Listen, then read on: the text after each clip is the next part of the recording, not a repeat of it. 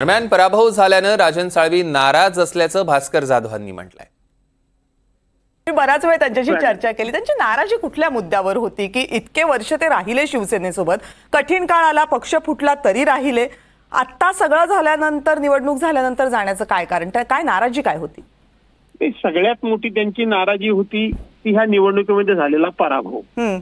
आता महाराष्ट्रामध्ये अनेकांचा पराभव झाला, पराभव होणारच नाही, महाविकास आघाडी सरकार येईल असं वाटत होतं, सत्तेवर येईल असं वाटत होतं, परंतु अनेक दिग्गजांचा पराभव झाला।